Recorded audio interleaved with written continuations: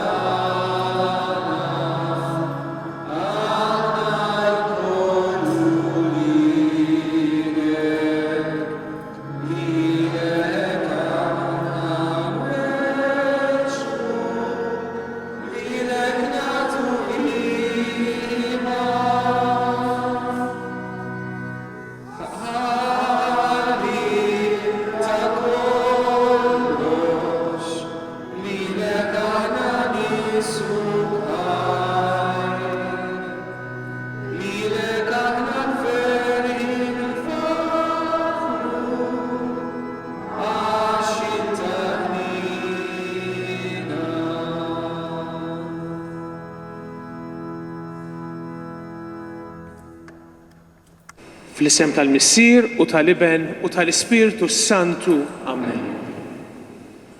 Il-grazzja ta' Sidna Ġesu Kristu l-imħabba ta' Alla l-Missier u l-għaqda fl-Ispirtu Santu tkun magħkom ilkoll.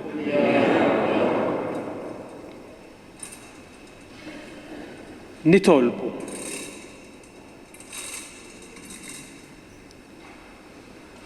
O Alla li tista' kollox, anqal fil-fidili tiegħek ir-rieda li bis-saħħa ta' emejjel tajba joħorġu jiltaqgħu ma' Kristu ibnek li ġej biex jissieħbu miegħu fil-leminija tiegħu u jistħoq ilhom jiksbu is-saltna tas-sema.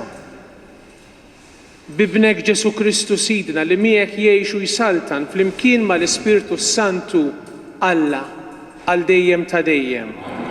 Aw bil-wieqfa għax-xandir tal-Vanġelu. Alleluja, alleluja, alleluja.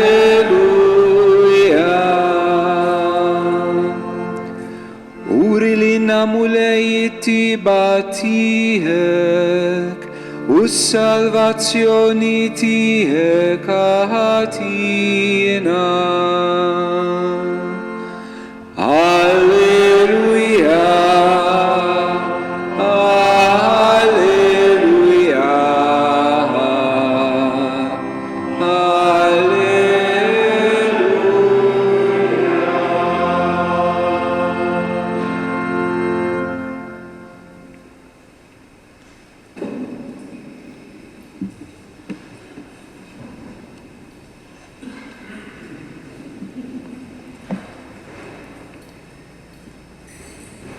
Il-mulej ma'kom. Qari mill-Evanġelju skont San Luqa.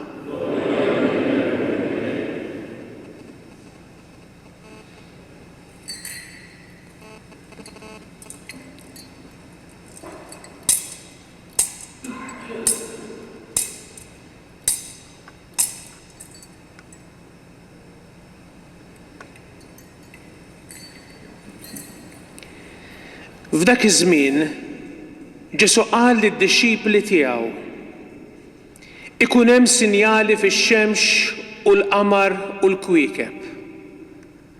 U l-ġnus fuq l-art b'qalbhom ittaqtaq ma jafux x'jaqbdu jagħmlu minħabba l-ksejjes tal-baħar u tal-imwieġ.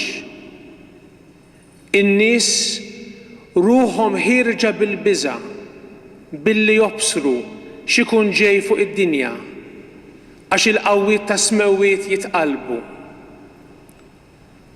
Imbagħad jaraw lil il-bniedem ġej fi sħaba b'qawwa u glorja kbira. Meta jibda jseħħ dan kollu, qawwa qalbkom u erfgħu raskom għax il-fidwa tagħkom fil-qrib. Oqgħodu attenti u qisu li l-ikel u x-xorb żejjed u s-sokor ma jmejtulkomx qalbkom. U tħallux til-ħafna tħassib għal ħtiġijiet tal-ħajja joħdilkom raskom li ma ssibuhx dak il-jum fuqkom għall-arrieda. Għax hu jum li qed jaqa' bħal nassa fuq kull min jammar fuq wiċċ l-art kollha. Isru mela u itolbu l-ħin kollu biex tkunu tifilħu tgħaddu minn kull ma għandu jiġri u tieqfu quddiem bin il-bniedem.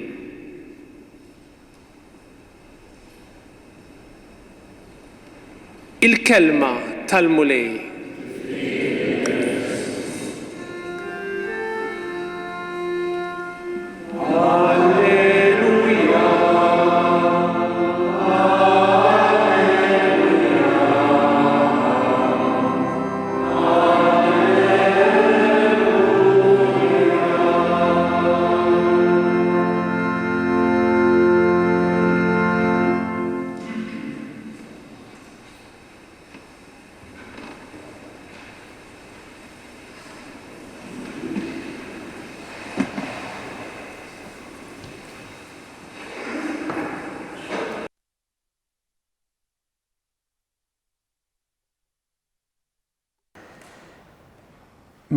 Mill-vers 5 tal-kapitlu 21 tal-Evanġelju skont San Luqa, insibu dak li baqa' magħruf bħala id-diskors eskatoloġiku.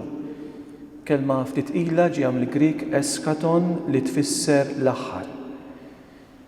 Dan id-diskors mela jissejjaħ eskatoloġiku għaliex fih Ġesu jitkellem fuq it-tmiem tal-Belt ta' Ġerusalemm u fuq dak li kellu jiġri qabel il-miġja ta' bin il-bniedem. Jidher li l-Evanġelista San Luqa ħa dan id-diskors mill-Evanġelju skont San Mark fil-kapitlu 13, kif jagħmel ukoll San Mattew fil-kapitlu 24. Għalkemm San Luqa nsibu differenzi sinifikanti f'ċerti dettalji li jingħataw. Waħda mid-differenzi hija li kontrarju għal dak li nsibu f'San Mark, San Luqa ma jambjentax dan id-diskors ta' Ġesu fuq l-għolja taż-żebbuġ. Minflok San Luqa jippreferi li ambjenta dan id-diskors fit-Tempju ta' Ġerusalemm, fejn Ġesu kien qiegħed jgħallem. Fil-fatt, ħafna jqisu dan id-diskors ta' Ġesu bħala l-quċċata, bħala l-climax tal-Ministeru ta' Ġesu f'din il-belt il-qaddisa, post importanti ħafna fil-kitba tal-Evanġelista San Luqa. Minn x'ħin Ġesu daħal fil-belt ta' Ġerusalemm f'ħatt il-Palm, kull ġest li jagħmel u kull kelma li qal huma l-kollha ambjentati fil-fatt fit-Tempju ta' Ġerusalemm. Dan joħroġ tajjeb fin-nota konklusiva ta' dan id-diskors, fejn fil-versi 37 u 38 naqraw hekk. Matul il-jum Ġesu kien joqgħod jgħallem fit-Tempju, iżda fil-għaxija kien joħroġ barra mill-belt lejn l-għolja taż-żebbuġ biex jgħaddi il-lejl hemmhekk. Filgħodu mbagħad il-poplu kollu kien imur kmieni fit-Tempju biex jisimgħu.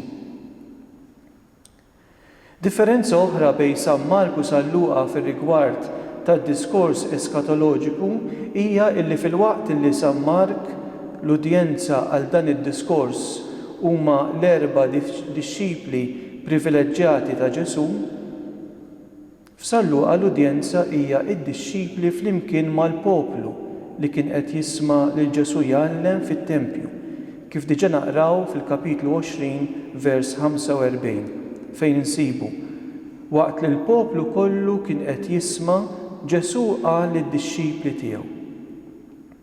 Dan ifisser illi f'San Luqa dan id-diskors ta' Ġesu mhuwiex diskors privat mogħti lil numru limitat ta' dixxipli, imma pjuttost dan huwa diskors pubbliku ta' Ġesu.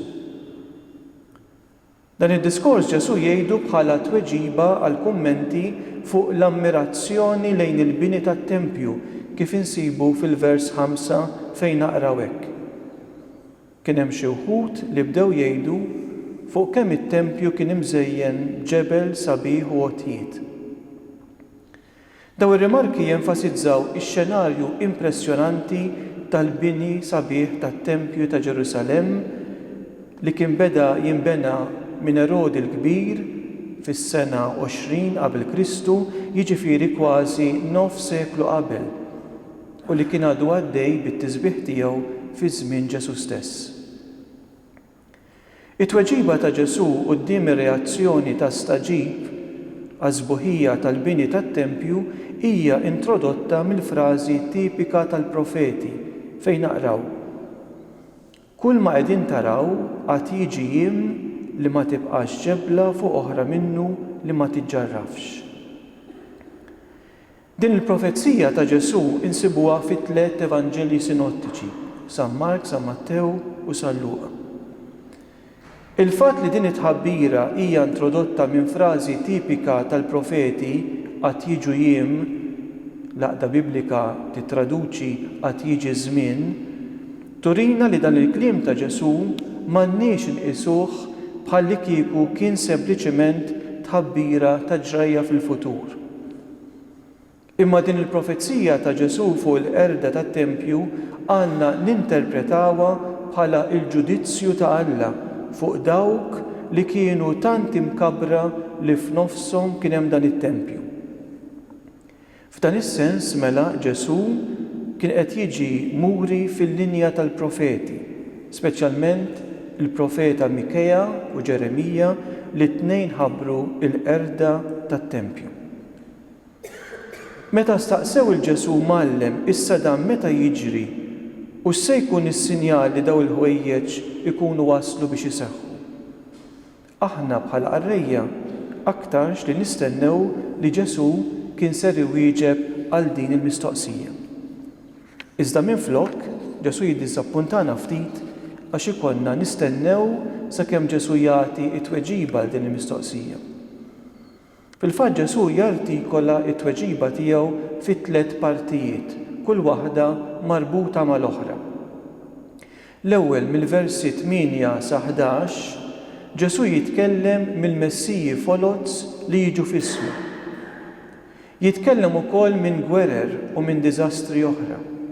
Ma dawn fil-versi 12 sa 19 Ġesu jaqqat il-persekuzzjoni li kellhom jgħaddu minnha d-dixxipli. It-tieni mbagħad fil-versi 20 sa 24 Ġesu jħabbar l-assedju u l-waqa' tal-Belt ta' Ġerusalemm.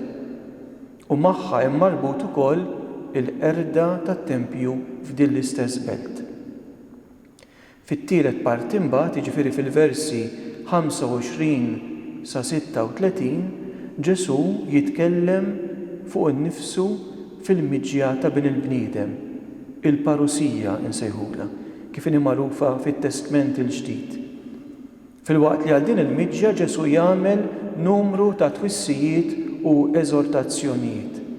Dawn imbagħad isegwu il-konklużjoni tad-diskors fil-versi 37 sa 38. Quddiem dan id-diskors dak li rridu nżommu f'moħħna hu li qabel kollox San Luqa kien qed jippreżenta lil Ġesu bħala profeta. F'dan ir-rigward li tkun profeta ma jfissirx biss li titkellem f'isem Alla, iżda wkoll li tħabbar il-futur. Il-poplu ta' Iżrael kellu tradizzjoni antika, speċjalment permezz tal-profeta Ġeremija. L-profezziji kontra t-Tempju ta' Ġerusalemm kienu seħħew tas-sew u b'hekk intwerit il-validità tal-kliem tal-profezziji tagħhom.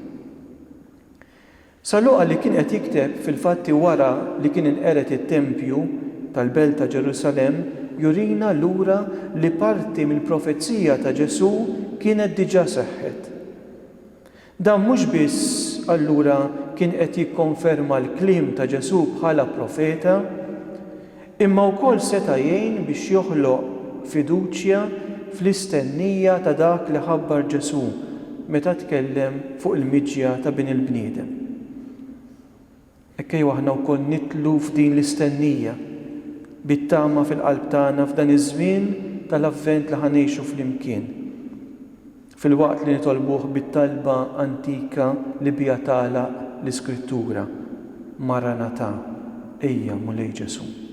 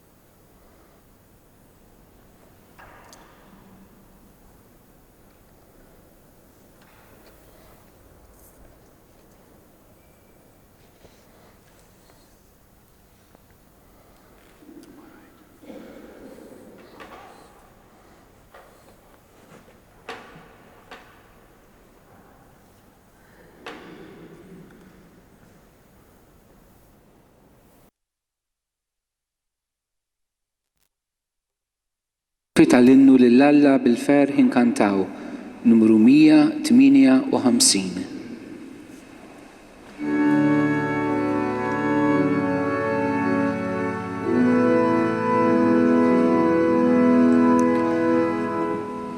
Lill-Alla bil-ferħ inkantaw, Anja tara dil-ħar nannu lil-mulejn. Ħanersu dimu bil-ferħu tama f'qalbna, ħanannu anja ġdida li ssir is-sema u l-art. Lill-Alla bil-ferħ inkantaw, Anja tara dil-ħar nannu lil-mulejn.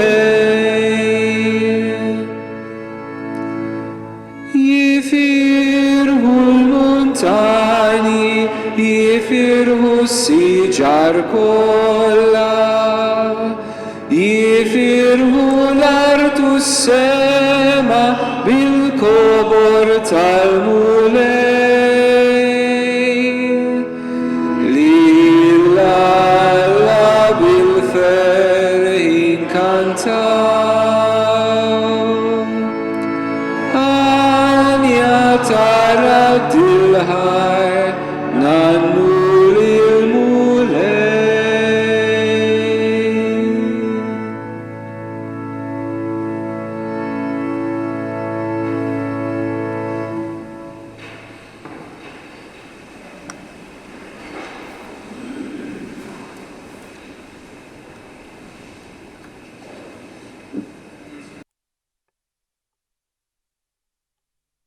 Li jmiss fil-lezzju li tissejjaħ il-meditazzju. Kif provajna nuru fl-ewwel parti ta' din il-lezzju dan id-diskors ta' Ġesu nistgħu naqsmuh fi 3 partijiet ewlenin.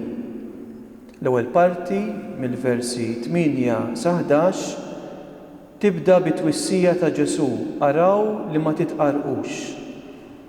Il-verb il-Grieg blepete, araw bil-Malti jew ħarsu, huwa sejħa għal disċerniment biex nażlu dak li hu veru minn dak li hu fals jew li jista' jqarraq. Għax kif ikompli Ġesu, għax qed jiġu ħafna f'ismi u jgħidu jiena hu, iż-żmien wasal, tmorrux warajhom. Hemm 3 affarijiet li bihom daw il-profeti folozz mela jippruvaw iqarqu bihom. L-ewwel, il-fatt li jgħidu li ġew f'isem Ġesu qatt jiġu ħafna f'ismi u allura jippruvaw iħassru l-awtorità ta' Ġesu. It-tieni, il-fatt li dawn jippużaw li huma l-Messija meta jgħidu jiena hu, ego eimi bil-Grieg, li hu l-istess isem ta' Alla li Ġesu nnifsu japplika għalih mod speċjali fl-Evanġelju skont San Ġwan. It-tielet, il-fatt li dawn iħabbru it-tmiem u imminenti, jiġifieri wasal. Persuni bħal dawn jissemmew fil-kitbiet tal-istoriku ludi kontemporanju tal-Evanġelisti Giuseppe Flavio. U nsibu wkoll referenza lihom fil-ktieb tal-Atti tal-Apostli miktub minn San Luqa stess. Ġesu jwissi lid-dixxipli sabiex joqogħdu attenti minn daw il-personaġġi meta jgħid araw li ma titqarqux u jkompli jgħidilna tmorrux warajhom. Wara din it-twissija Ġesu mbagħad juża 2 eżempji klassiċi fil-letteratura apokalittika. Il-gwerer u t-taqlib fil-pajjiżi, hekk jgħid. Meta tisimgħu min jitkellem fuq gwerer u taqlib fil-pajjiżi tinħasdux għax jeħtieġ li l-ewwel jiġri dan iżda it-tmiem ma jasalx minnu fih. Dan ifisser li ġrajiet bħal dawn għalkemm hu miżbieħ xorta waħda jibqgħu taħt il-kontroll ta' Alla. Hekk turi l-kelma jeħtieġ dej bil-Grieg għax jeħtieġ li l-ewwel jiġri dan. Għal Salluqa mela daw il-ġrajiet xejn sbieħ jagħmlu parti mill-istess pjan ta' Alla. Nistgħu ngħidu li hawn għandna referenza storika għal gwerer Rumani kontra l-Lut li seħħew bejn is-snin 66 u 70 wara Kristu. Dak li interessanti ninnutaw hawnhekk iżda huwa l-fatt li minkejja li daw il-ġrajiet ta' ġlied jistgħu iwasslu sabiex xi wħud faċilment jaħsbu li kien qed joqrob it-tmiem, fil-fatt Ġesu jafferma li t-tmiem telos bil-Grik ma jasalx minnu fih. Imbagħad Ġesu jkompli jitkellem fuq aktar sinjali meta jgħid qed iqum ġens kontra ġens u saltna kontra saltna. L-art titeżżeż bil-kbir, f'ħafna bnadi jkun hemm il-ġuħ u l-mard li jittieħed u fis-sema jidhru ħwejjeġ tal-biża' u sinjali tal-aġeb. Fil-letteratura apokalittika u profetika, ġrajiet bħal gwerer, terremoti, mart u ġuħ kienu meqjusin bħala xenarju neċessarju għat-taqlib li kellu jseħħ qabel jasal it-tmiem ta' żmien. Mhux biss, imma ġrajiet bħal dawn kienu meqjusin bħala klixé apokalittiku, jiġifieri ġrajiet li jeħtieġu anke l-intervent divin, kif naqraw f'Ġeremija fil-kapitlu 4 jew fil-profeta Zakkarija fil-kapitlu 14. Għalkemm Salluqa hawnhekk kien qed jieħu dan id-diskors ta' Ġesu minn dak li saf San Mark fil-kapitlu 13, Salluqa jimmodifika sewwa dan it-test ta' San Mark fejn ix-xenarju tal-miġja ta' bin il-bniedem bħala mħallef li jiġbor dawk li huma l-magħżulin hija idea ċentrali f'dan id-diskors. Fil-fatt, f'San Mark il-miġja ta' bin il-bniedem, il-parusija, hija espliċitament marbuta mal-ġrajiet li jakkumpanjaw il-qerda tal-Belt ta' Ġerusalemm. Iżda f'kuntrast ma' San Mark, Salluqa li minnu ħanaqraw nhar il-Ħadd, il-fenomeni kosmiċi li jsemmi u li jiġu qabel it-tmiem huma ġrajiet distinti, differenti mill-fatti storiċi ta' dak li ġara lill-Belt ta' Ġerusalemm. Salluqa f'dan id-diskors jiżviluppa wkoll it-tħabbira dwar il-persekuzzjonijiet li kellhom jgħaddu minnhom id-dixxipli. Hekk jgħid Ġesu. Imma qabel dan kollu jixtu jdejhom fuqkom u jippersegwitawkom. Jagħtukom f'idejn il-mexxejja tas-sinagoga u jitfawkom il-ħabs u jeħdukom quddiem slaten u gvernaturi minħabba f'ismi. Fil-qalba ta' din id-tbatija li kellha tmiss lil kulħadd, Ġesu juri kif il-persekuzzjonijiet kienu jagħmlu parti mill-ħajja tal-komunità Nisranija. Hemm diversi testi fl-Evanġelju fejn fihom insibu lil Ġesu jħabbar li d-dixxipli kellhom jgħaddu mill-esperjenza ta' persekuzzjoni kemm fl-ambjent ludi, fis-sinagoga, kif ukoll f'ambjent pagan. Ir-raġuni l-għala id-dixxipli kellhom jgħaddu minn din il-persekuzzjoni hija mogħtija minn Ġesu stess, meta jgħid minħabba f'ismi.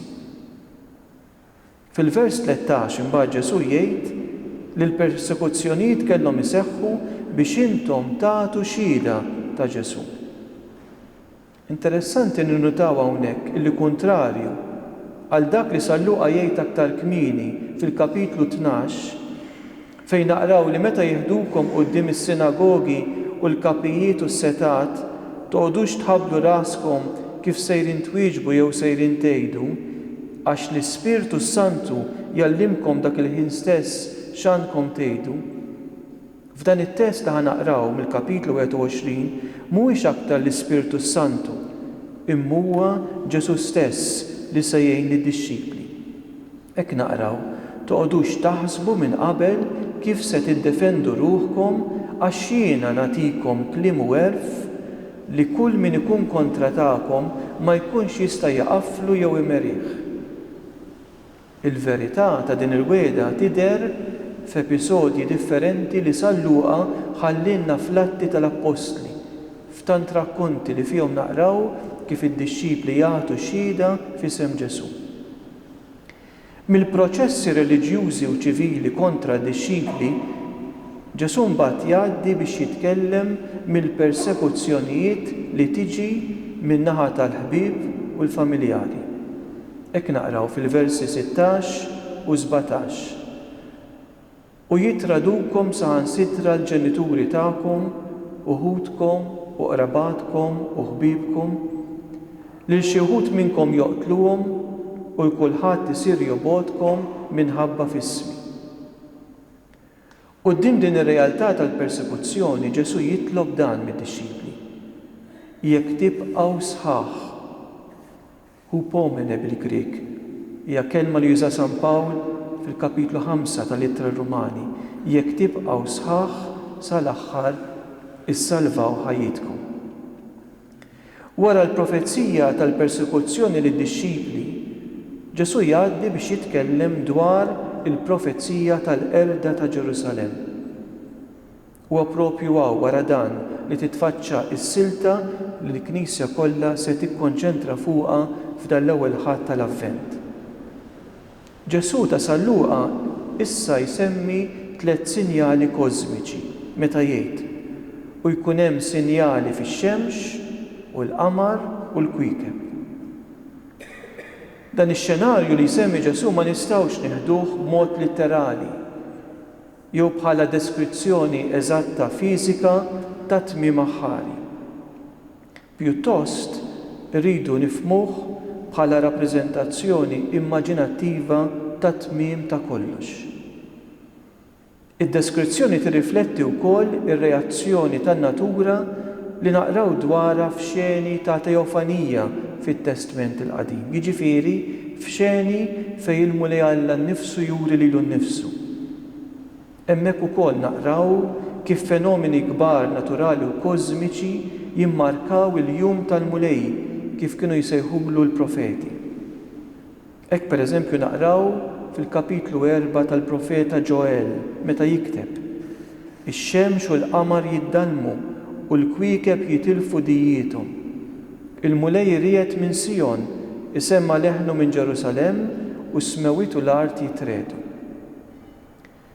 Dan ix-xenarju jippersisti wkoll fil-kodba tat-Testament il-Ġdid.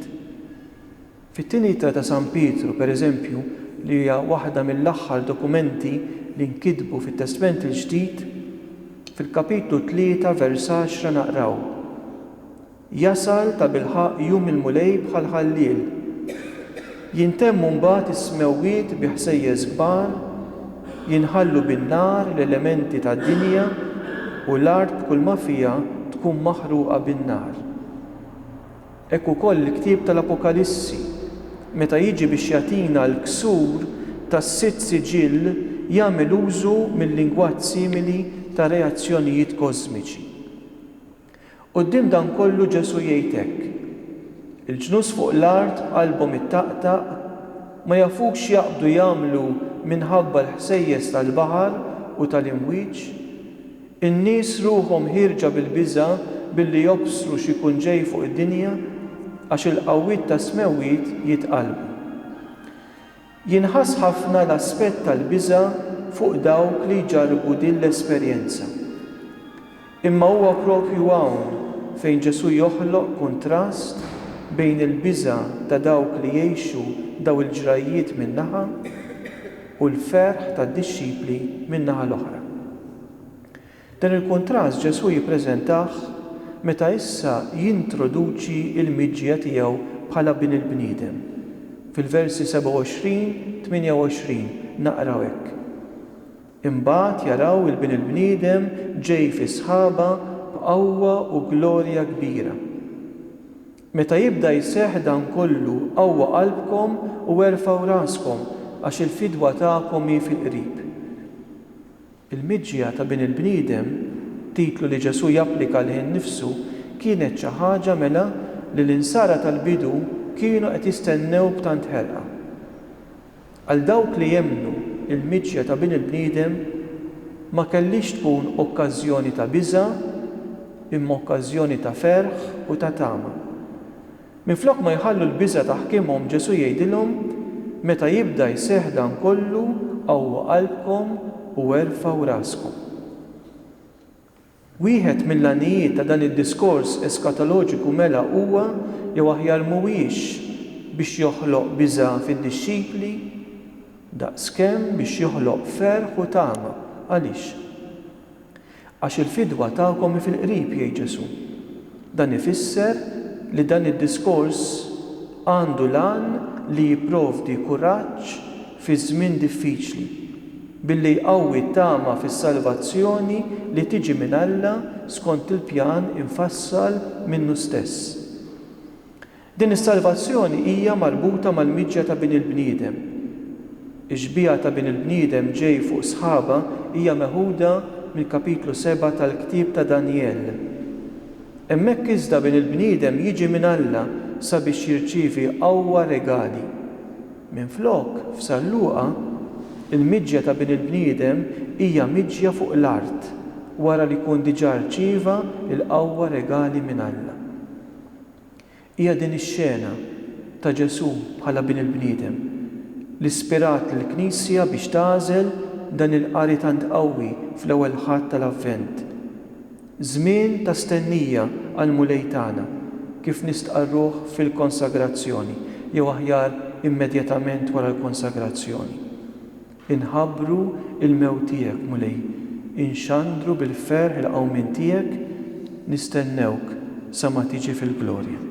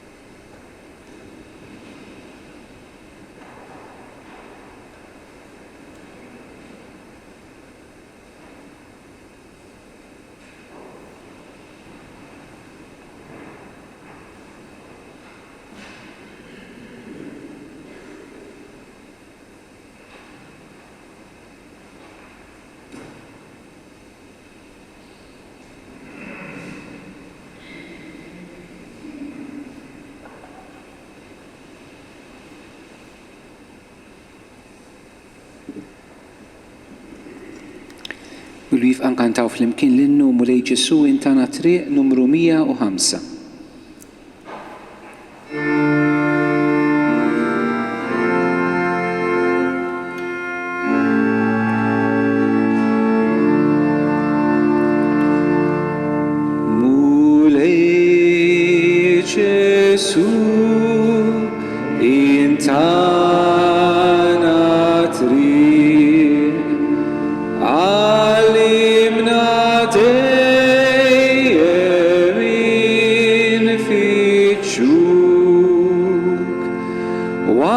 wassalla int antil missir mulej Ġesu ismana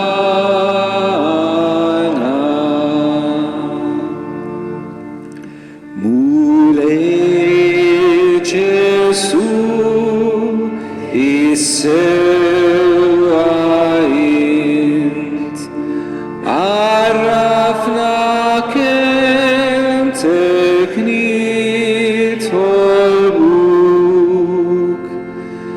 kem teki saħħa arkawef mulej Ġesu ismana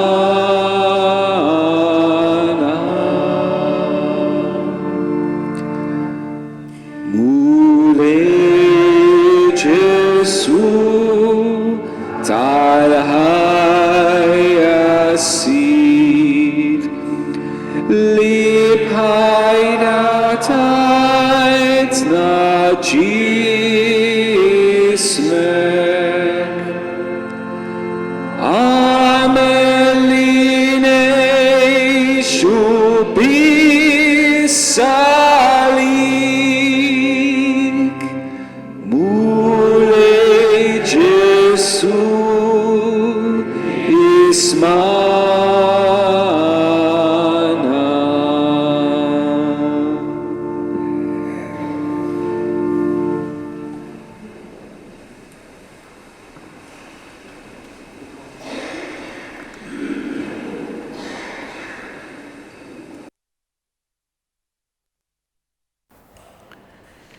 Naddu issa għat-tappa tal-operazzju fil-lezzju fejn nippruvaw il-laħmu din il-kelma fil-ħajja tagħna. Kemm hija qawwija l-profezzija ta' Ġesu quddiem il-bini majestus tat-Tempju ta' Ġerusalemm. Meta Ġesu jgħid kull ma qegħdin taraw qatt jiġi żmien li ma tibqax ġebla fuq oħra minnu li ma tiġġarrafx. Kif seta' bini daqshekk qawwi u sabiħ jitfarrak mill-għadu. Hekk fil-fatt ġara, għax il-kelma ta' Ġesu ma tqarraqx. Hekk faċilment li f'ħajjitna aħna wkoll naħsbu li nistgħu nibnu tempju sabiħ u kbir b'ġebel kbir. Imma dan il-ħsieb jirrappreżenta biss is-supervja li hemm fina. Il-mulej irid ikisser dan it-tempju fals tas-supervja tagħna. Sabiex imbagħad ikun jista' jibni t-tempju veru tiegħu fejn hemmhekk ikun jista' jgħammar fina. Hekk din hija l-ewwel sfida li aħna għandna f'dan iż-żmien tal-Avvent. Żmien li se jwassalna sabiex niċċelebraw flimkien il-festa ta' twelid ta' Ġesu Kristu. Mhux aktar fl-ar ġewwa Betlem, imma fina, fit-tempju ta' ħajjitna. Imma l-ewwel irid jaqa' t-tempju tas-supervja għaliex l-inkarnazzjoni ġbija tal-umiltà ma toqgħodx mas-supervja. Mhux biss it-tempju, imma Ġesu jħabbar ukoll il-qerda tal-belt ta' Ġerusalemm, hekk naqraw f'dan id-diskors. U Ġerusalemm tibqa' tintrifes taħt saqajn il-ġnus sa ma jkun għadda żmien il-ġnus. Ġrajja li seħħet tassew fis-sena 70 wara Kristu, meta r-Rumani ħarqu u qerdu l-belt il-qaddisa.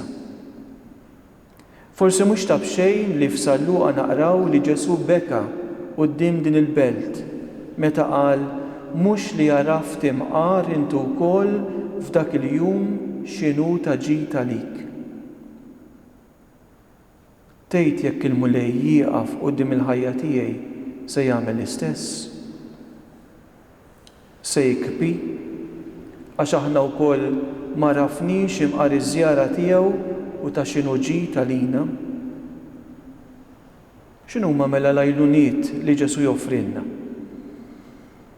Is-silta tgħinna inwieġbu għal din il-mistoqsija meta Ġesu jkompli jgħid oqgħodu attenti u qisu li l-ikel u x-xorb żejjed u s-sokor ma jmewtulkomx qalbkom u tħallux lil ħafna tħassib għal ħtiġijiet tal-ħajja jeħdilkom raskom li ma ssibuhx dak il-jum fuqkom għal arrieda. Għax hu jum li qed jaqa' bħal nassa fuq kull min jammar fuq wiċċ l-art kollha. Din hija l-ewwel twissija li jagħtina Ġesu u għodu attenti, prosekete bil-Grik. Din hija raba darba li Ġesu jagħmel din it-twissija fl-Evanġelju. Ġesu diġà kien wissa d-dixxipli fil-kapitlu 12 biex iħarsu ruħhom kontra l-ħmira tal-Fariżej. Fil-kapitlu 17 kien wissihom biex iħarsu ruħhom kontra l-iskandlu u fil-kapitlu 20 wissihom sabiex iħarsu ruħhom kontra l-kittieba. Issa f'din is-silta huwa jwissihom sabiex joqogħdu attenti mill-ikel u x-xorb żejjed u s-sokor u mill-ħafna tħassib għal ħtiġijiet tal-ħajja u biex dan il-jum ma joħodhomx għal arrieda. L-Evanġelista San Mattew, li minnu qrajna s-sena l-oħra, juża l-eżempju ta' Noè u l-ilma li jarraq lin-nies li sabhom aljenati għal dan il-jum ta' erda.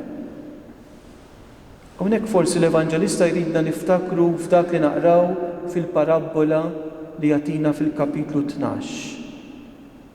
Ta' dak il-qaddej li qal sidi jiddawwar ma jiġi.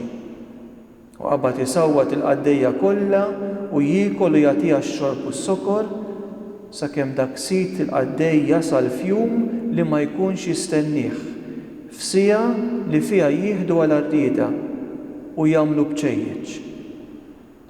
Żgur li dan mhuwiex l-atteġġjament tal-ħajja tad-dixxiplu li jgħix daqs li kieku is-sit mhuwiex ġej. Minflok Ġesu jgħidilna hekk: isru mela u jitolbu l-ħin kollu biex tkunu tifilħu tgħaddu minn kull ma għandu jiġri u tifqu quddiem bin il-bniedem. Din l-eżortazzjoni tfakkarna fil-kliem li Ġesu stess jagħti aktar kmieni f'dan id-diskors meta jgħid qawwu qalbkom u erfgħu raskom għax il-fidwa tagħkom hi fil-qrib. Itolbu l-ħin kollu qed jgħidilna Ġesu. Hija għajnuna li qed jipprovdilna fl-istennija tagħna għal dak kollu li rridu ngħixu fih. Itolbu bil-Grik deomai huwa verb li San Luqa jużah għal persuni li jmorru għand Ġesu jitolbuh sabiex ifejjaqhom jew isalvhom. Jew sabiex jitolbu l-sit il-ħsad sabiex jibgħat aktar ħaddiema għal ħsad. M'hemmx ħajja nisranija jew ħajja tad-dixxipulat mingħajr ħajja tat-talb. It-talb huwa qawwa fih innifsu. It-talb jiddefendina u jqawwina f'waqt id-diffiċli rappreżentati fil-ġrajiet kollha li jsemmi Ġesu f'dan id-diskors. Hekk nixtieq ninutaw li Ġesu ma jgħidilniex sempliċement itolbu, imma Ġesu jgħid itolbu l-ħin kollu. Hija eżortazzjoni għal atteġġjament kontinwu, ċoe li ngħixu ħajjitna fil-preżenza ta' Alla. It-talb iżomm lill-bniedem imqajjem. U għalhekk li San Luqa jakkumpanja l-istedina t-talb bl-istedina sabiex nisru. Fit-test Grik San Luqa hawnhekk juża l-imperattiv preżent li jindika azzjoni kontinwa, mhux xi ħaġa ta' darba. Imma li tisar bħat-talb irid ikun atteġġjament kontinwu f'ħajjitna. Forse lejn l-aħħar ta' dawn riflessjoni xi ħadd jibqa' jistaqsi imma għaliex San Luqa inkluda dan id-diskors daqshekk stram, kważi tal-biża' fil-kitba tiegħu li hija kitba tant sabiħa, li hija kitba ta' tama li turi l-ħniena kbira ta' Alla speċjalment lejn il-midneb. Biex idwieġbu għal din il-mistoqsija rridu niftakru li l-letteratura apokalittika li tagħmel parti mill-Iskrittura u allura mill-kodba ispirati, il-kodba li għandhom il-mulej Alla bħala l-awturi ewlieni tagħhom, daw il-kodba din il-letteratura apokalittika nkitbet sabiex tagħti parti mitweġiba l-mistoqsija x'tifsira għandha id-batija fil-ħajja tal-bniedem. Għaliex il-bniedem ibati? U għaliex il-ħażen jidher li qed jirbaħ f'din id-dinja? Huwa proprju minħabba mistoqsijiet bħal dawn li nkitbet il-letteratura apokalittika fl-Iskrittura, inkluż id-diskors eskatoloġiku ta' Ġesu. Din it-tip ta' letteratura kienet intenzjonata sabiex tfakkar lil poplu ta' Alla li kien qed jgħix ħajja tajba imma li kien qed ibati, lil ħażin għalkemm jidher li hu tassew b'saħħtu dana kollu m'għandux l-aħħar kelma. Qatt jasal jum fejn il-ħażen jintemm u jinqered. Imbagħad it-twajbin jindunaw li r-rebħa hija tagħhom u ta' Alla. U għalhekk li Ġesu f'dan id-diskors tant qawwi jagħmel kuraġġ lid-dixxipli meta jgħidilhom meta jibda jseħħ dan kollu qawwa qalbkom u erfgħu raskom għax il-fidwa tagħkom hi fil-qrib. L-espressjoni erfgħu raskom fit-test Grik hija l-istess kelma, l-istess verb li San Luqa juża fl-episodju tal-mara li ma setax tieqaf dritta minħabba li kienet miżmuma mix-xitan kif naqraw fil-kapitlu 13. Li tolli rasek mela jfisser ir-rebħa fuq dak kollu li kien ilu jeddet il-ħajja tad-dixxipli, il-persekuzzjonijiet, il-biża', il qalb, il-fallimenti u d-diżappunti. Dawn huma kollha esperjenzi li aħna wkoll ngħaddu minnhom kuljum f'tan ċirkustanzi matul il-ġurnata. Mela lan ta' dan id-diskors huwa li jgħinna niddixxernu, nażlu il-ġrajiet li ngħaddu minnhom. Fi żmien Ġesu, jiġifieri bejwet ieħor fis-sena 33, ħafna nies meta ġew iffaċċjati b'diżastri, persekuzzjonijiet, gwerer, faċilment qalu it-tmiem wasal. L-insara ta' żmien San Luqa li nsabu hawnhekk fis-sena 85 bejwet ieħor faċilment li ħasbu l-istess. Forsi għalhekk li d-diskors ta' Ġesu jippreżenta numri ta' sinjali sabiex jgħinna niddixxernu. Tajjeb niftakru iżda li l-insara li għalihom kiteb San Luqa kienu qed jgħixu u jisimgħu dan il-kliem ta' Ġesu hekk madwar is-sena 85 meta ħafna mill-ġrajiet li jsemmi Ġesu f'dan id-diskors fil-fatti kienu diġà seħħew. Bħalma kienet il-qerda ta' Ġerusalemm, il-qerda tat-Tempju, il-persekuzzjonijiet u l-ġlied. Fuq kollox, il-miġja ta' bin il-bniedem il-parusija li titkellem minna s-silta tal-Evanġelju f'dan l-ewwel ħadd tal-Avvent tibqa' iċ-ċentru ta' dan id-diskors ta' Ġesu. Il-miġja ta' Ġesu kienet u għada it-tama tal-insara kif nistqarru fil-kredu u għandu jerġa' jiġi biex jagħmel ħaq mill-ħajjin u mill-mejtin. Meta ma nafux. Li nafu hi li t-tama tagħna ma tqarraqx bina. Kejjew mela fi żmien fit-tmiem din iċ-ċelebrazzjoni, din il-lezzjon. Hekk nagħmlu stqarrija ta' fidi fil-qawwa ta' Ġesu bin il-bniedem. Li meta jiġi jrid li dawk li jemmnu fih jagħtihom is-salvazzjoni tiegħu, il-ħelsien tiegħu. Kif wedna huwa stess f'din is-silta li l-Knisja kollha se tipproklama fil-bidu tal-Avvent.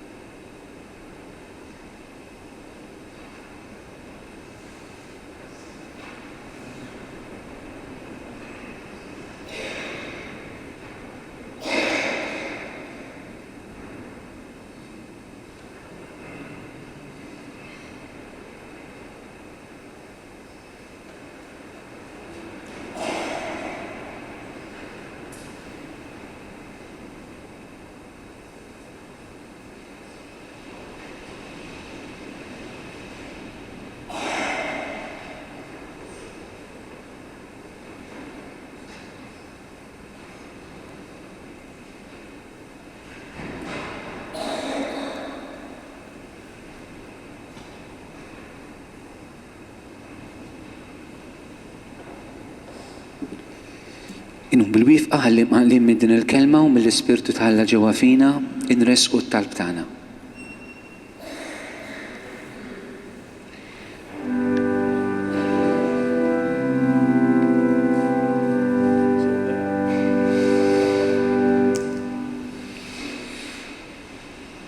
Smajna il-kelma tal-mulej li ħad titħabbar lilna fl-ewwel ħadd tal-Avvent. Il-kelma tal-mulej ħajja u qawwija li taqgħod aktar minn xabla b'żewġ tixfar. Smajna r-riflessjoni fil-profond dwar din l-istess kelma. Imqanqlin minn din il-kelma u ħerqanin biex nibdew dan iż-żmien ġdid liturġiku ejjew b'fiduċja kbira Missier Qaddis inresqulek it-talbiet tagħna.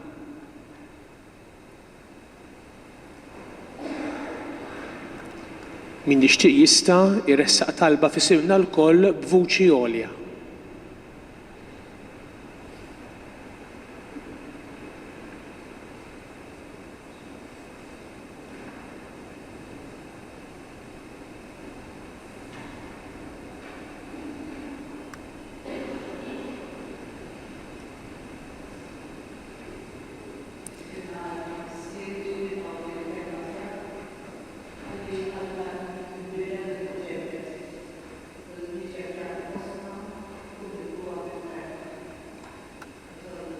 Ismana nitolbuk mulej.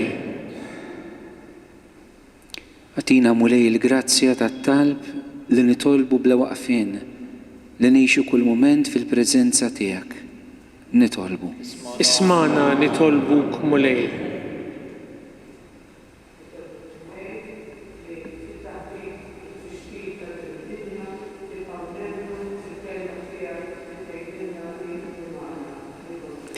Ismana nitolbuk mulej.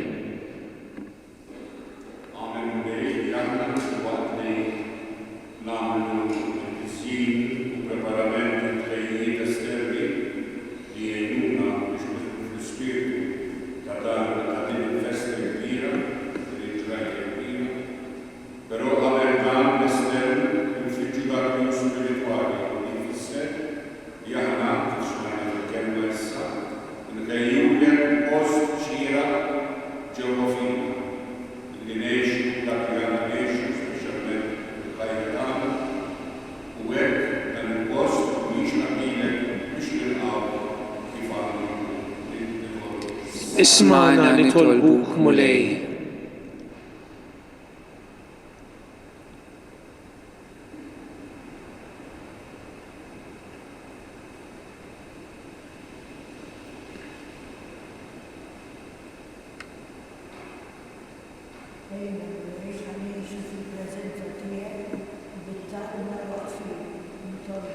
Ismana nitolbuk mulej.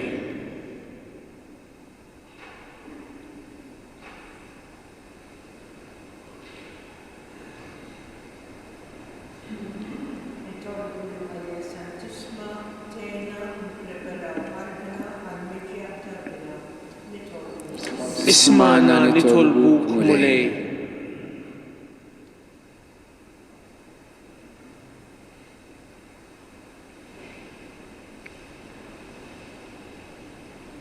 Mulej Missier Qaddis ilqa' dawn it-talbiet u ħafna talbiet oħra li hemm fil-fond ta' qalbna u li inti taqrom u tifhimhom. Atina l-grazzja mulej biex matul il-mixja ta' dan l-avvent ikonna qalb miftuħa beraħ għal qawwa tal-kelma tiegħek. Dik il-kelma li titrasformana u tħejjina biex nilqgħu il-miġġija ta' ibnek Ġesu Kristu Sidna li miegħek jgħix u jsaltan għal dejjem ta' dejjem. Amen. Il-mulej magħkom Miegħek ukoll.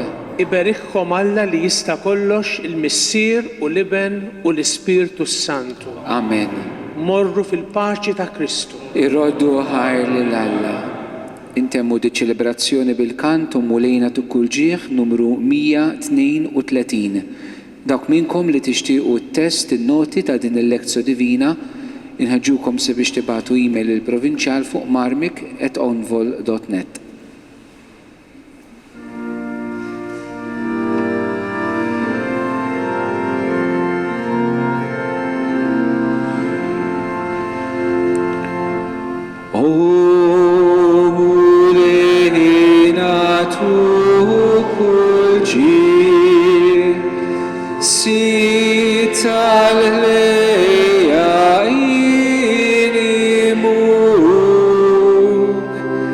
Tiek narfu l-kobor l-erf u kollanx biberku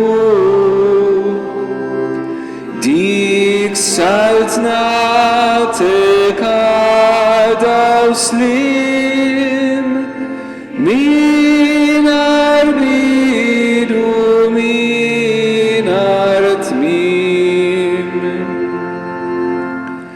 mulej mexxili l-alkol daw għallon jaqaw il-fqar bis-saltnatek tikber fl-art għazzilna inti xol tad-dar serħu kol għati